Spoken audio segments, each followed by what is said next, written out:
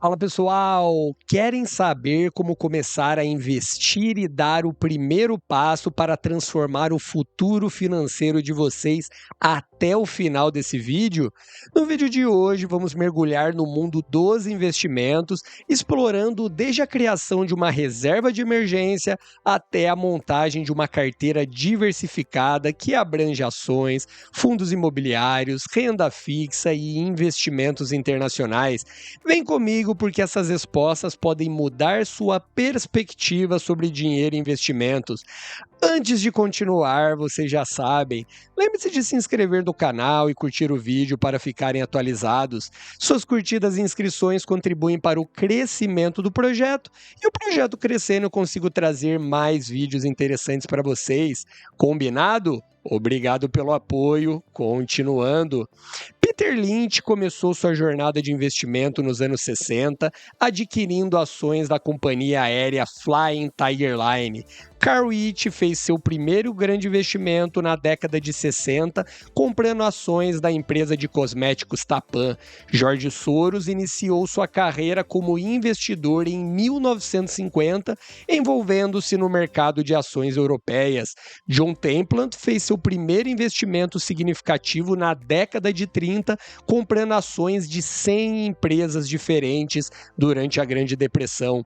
Por fim, Charles Munger, parceiro de longa data de Warren Buffett, começou a investir nos anos 40, focando em imóveis antes de migrar para a Bolsa de Valores. Todo grande investidor começou de algum lugar, alguns com mais recursos, outros com menos recursos, mas o fato é que todos compartilham três características essenciais. A primeira é a consistência. Investiam regularmente, fazendo o necessário todos os meses. Em segundo lugar, a busca constante por conhecimento, lendo diariamente.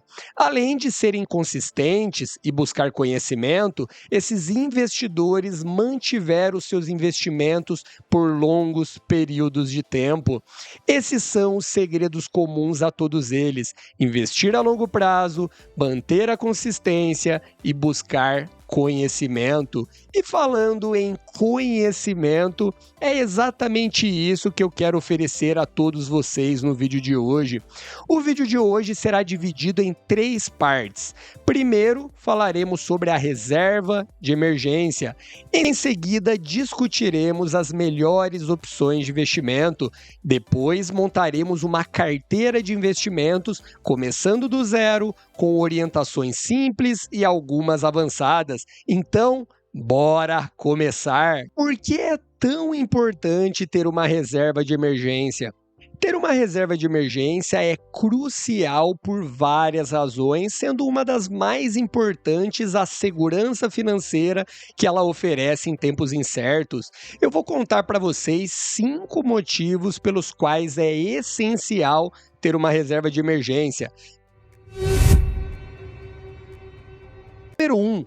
Cobertura de despesas inesperadas. A vida é imprevisível. Despesas inesperadas, como reparo no carro, problemas de saúde ou reparos urgentes em casa, podem surgir a qualquer momento. Tenho certeza que você sabe disso. Uma reserva de emergência ajuda a cobrir esses custos sem a necessidade de contrair dívidas. Número 2, proteção contra a perda de renda. Em caso de desemprego ou redução de renda, ter uma reserva de emergência pode fornecer um suporte financeiro vital enquanto você busca novas oportunidades de emprego ou se recupera de uma perda temporária de renda. Número 3, redução de estresse financeiro. Saber que você tem uma reserva financeira pode reduzir significativamente o estresse relacionado ao dinheiro, pois você sabe que tem ali uma quantia para lidar com as adversidades sem comprometer o seu orçamento regular. Número 4, evitar dívidas. Sem uma reserva de emergência, é fácil cair na armadilha de usar cartões de crédito ou empréstimos com altas taxas de juros para cobrir despesas inesperadas. Isso pode levar a um ciclo de dívidas que é difícil de quebrar. 5. Permite tomar decisões com mais liberdade. Com uma reserva financeira, você tem a liberdade de fazer escolhas sem pressão imediata. Isso pode incluir mudar de carreira, investir em educação adicional ou mesmo mudar-se para uma nova cidade. Comenta aí abaixo se você entendeu a importância de uma reserva de emergência ou se você tem alguma dúvida. Comenta aí que eu vou responder. Agora vamos falar sobre o tripé financeiro, que consiste em 3 aspectos importantes: rentabilidade, risco e liquidez. Você busca algo com alta liquidez e baixo risco, o que naturalmente reduz a rentabilidade. No Brasil, as melhores opções para reserva de emergência são o Tesouro Selic, fundos DI e contas correntes remuneradas em bancos seguros. Evite a poupança a qualquer custo, pois apesar de permitir resgates a qualquer momento, só gera rendimentos no aniversário do depósito. Se resgatar antes, você não recebe os juros acumulados no período, o que beneficia os bancos, mas não você. Portanto, a poupança não é recomendada para reserva de emergência. Agora, por que você não deve investir apenas em renda fixa? Basicamente, vai haver anos em que a renda fixa terá uma rentabilidade superior a outros investimentos, mas também haverá anos em que tudo ao redor está valorizando e o seu dinheiro permanece quase estagnado. Nem sempre a renda fixa será o melhor investimento e no longo prazo geralmente não é o que mais rende. Então, após alcançar a sua reserva de emergência, que é ter guardado o equivalente a 12 meses do seu custo mensal, você vai ficar grato por ter feito isso.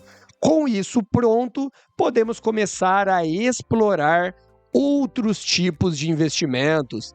Então, agora vamos para a segunda parte do nosso vídeo. Quando você decide sobre os próximos investimentos, pensa assim: sua carteira precisa cumprir 2 funções. Uma parte dela deve ser em renda fixa, que vai proteger você durante grandes crises e permitir que aproveite oportunidades quando a situação melhorar. Isso vai garantir noites de sono tranquilas, porque vamos combinar, né? Não há nada pior do que estar passando por uma crise, precisar de dinheiro, ser demitido e ver o seu patrimônio despencar 50%. E às vezes tudo isso acontece ao mesmo tempo. Por isso é importante ter a renda fixa. Por outro lado, você vai precisar ter dinheiro investido em algo que realmente traga bons retornos, como ações e fundos imobiliários, desde que você escolha os fundos e as ações certas. E é uma parte importante desse vídeo. Vamos agora verificar como a maioria dos milionários iniciam os seus investimentos. Eu também iniciei assim e continuo dessa maneira. Leva isso para a sua vida como uma filosofia de investimento simples, prática e aplicável por qualquer pessoa. Você deve dividir a sua carteira em 4 partes que vai compor 25% cada uma delas: ações, fundos imobiliários, renda fixa e ativos internacionais. Se você tem alguma dúvida até esse momento, já comenta aí abaixo, porque agora a gente vai avançar. Letra A, vamos começar falando sobre ações e negócios. Quem são as pessoas mais ricas do mundo?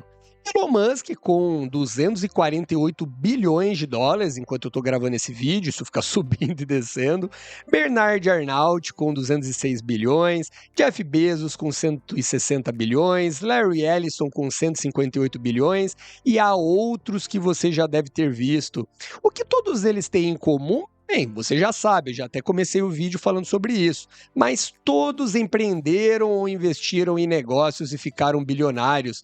Quando falamos sobre investimentos em ações, existem três formas principais de investir. A primeira é por meio de um ETF, que é uma opção que não exige conhecimento técnico. Você compra um pacote de ações que já vem pronto, por exemplo, o BOVA11, lembrando que isso não é uma recomendação. Ao adquirir o BOVA11, você não precisa escolher individualmente cada ação, pois ele abrange todas ou as maiores ações do índice Bovespa. Assim, não é necessário ter conhecimento técnico, pois você não está selecionando as melhores ou piores ações, apenas adquire o conjunto. Outra maneira é investir através de fundos ou previdência privada. Aqui você geralmente não escolhe a ação específica, mas precisa escolher um bom gestor. É como se você estivesse escolhendo um time de futebol pelo técnico, e esse técnico e sua equipe vão administrar melhor ou pior o fundo. Portanto, você escolhe a equipe administrativa, não cada jogador individualmente. Aqui também não é necessário muito conhecimento técnico, mas é essencial um pouco, pois você precisa avaliar se o gestor é confiável para administrar o seu patrimônio. Você também pode optar por escolher ações diretamente. Nesse caso, você é o responsável por selecionar cada um dos ativos. Isso significa que você vai estar competindo com todo o mercado, desde pessoas que nunca investiram até aquelas que investem há 50 anos e possuem bilhões de dólares. Você precisa ser melhor do que muitas dessas pessoas no mercado, porque entrou numa competição onde não busca apenas um rendimento médio, mas sim escolher as melhores ações que vão render acima da média. Aqui você precisa sim ter bastante conhecimento. E por que faz sentido você saber onde investir? Imagina que você investe 10 mil em um ativo com rentabilidade de 0,87% ou em outro com 0,97% ao mês. Embora a diferença seja apenas de 0,10% ao mês, que não parece muito, no longo prazo ela faz um grande estrago. Em 50 anos, com 0,87 ao mês, você teria 1,8 milhões e com 0,97 você teria 3,2 milhões. Isso representa uma diferença de 1,4 milhões de reais, tudo por causa da rentabilidade. E o que determina se você terá uma rentabilidade melhor ou pior? O conhecimento, porque é ele que vai fazer você escolher uma ação mais barata ou mais cara. Letra B. Agora vamos falar de algo que faz sentido para montar uma carteira de investimentos: os fundos imobiliários. Por que investir nisso? Com fundos imobiliários, geralmente você recebe uma renda passiva. Não é como investir diretamente em um imóvel, onde você pode cometer alguns erros. A Lei Federal 8.668 de 1993 determina que todo fundo de investimento imobiliário deve distribuir no mínimo 95% do resultado semestral, mas a maioria dos fundos paga mensalmente, o que é uma vantagem direta na sua conta. Há uma grande diferença entre investir em imóveis físicos e em fundos imobiliários. Por exemplo, em um imóvel físico, você precisa de um valor considerável para começar. Digo, um valor realmente grande, enquanto que em um fundo imobiliário você pode começar investindo apenas com R$10. A tributação em imóveis físicos é muito maior e segue a tabela do imposto de renda para pessoa física, além de você enfrentar baixa liquidez quando precisa vender. Ou seja, pode demorar 6 meses, 1 ano, 2 anos para vender o imóvel. No mercado de fundos imobiliários, apesar de também depender da demanda, há muito mais liquidez, é mais barato mais simples e você tem isenção de imposto de renda sobre os dividendos, pelo menos por enquanto, né? Se você compra um imóvel para alugar, 2 meses de aluguel podem acabar indo só para pagar os impostos. Nos fundos imobiliários, isso não acontece porque o dividendo é isento de imposto de renda. Geralmente, a melhor forma é através do fundo imobiliário. Se você é um profissional na área de investimentos imobiliários, faz mais sentido investir em um imóvel físico devido à assimetria de preço. Você também pode ir para o caminho dos leilões também. No mesmo prédio, você pode encontrar um imóvel caro, um imóvel barato. Quem tem menos informação geralmente faz negócios piores. No mercado de fundos imobiliários não é bem assim.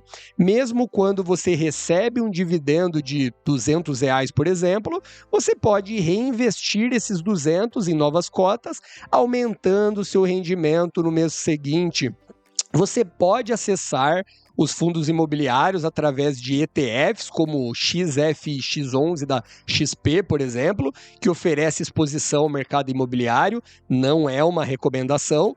Ou você pode investir diretamente escolhendo bons fundos, mas cuidado, você também pode escolher um investimento ruim, o que aumenta o seu risco e depende muito do seu conhecimento. Se optar por você mesmo escolher bons fundos, será útil escolher bons indicadores para analisar, como P sobre VP, vacância, dividend yield. Se quiser que eu faça algum vídeo, que na verdade eu fiz, tá?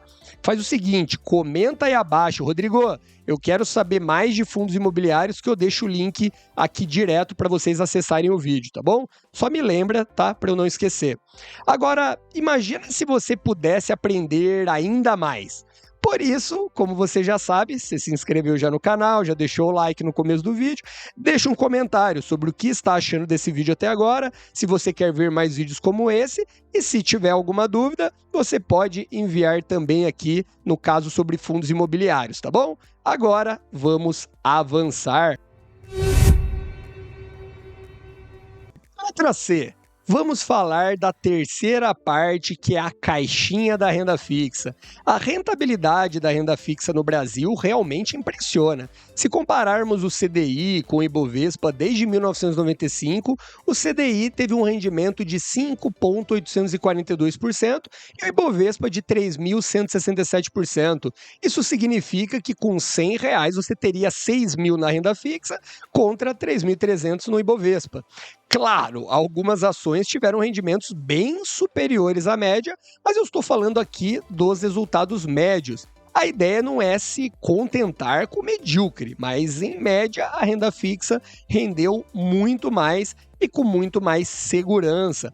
Além disso, com a renda fixa, você tem maior segurança e previsibilidade. Você consegue saber exatamente quanto vai ganhar, conhece os riscos envolvidos e a renda fixa sempre funciona como um termômetro. Se você tem menos de 25% do seu portfólio em renda fixa, talvez seja o momento de vender alguns fundos imobiliários e ações para comprar mais renda fixa. Se você começar a ter muito em renda fixa, mais de 25%, pode ser um sinal de que é hora de comprar ações e fundos imobiliários, provavelmente porque eles caíram ou ainda não subiram. Então, isso ajuda a manter o equilíbrio e a rebalancear o seu portfólio. Qualquer dúvida sobre renda fixa, comenta aí abaixo que vamos avançar agora.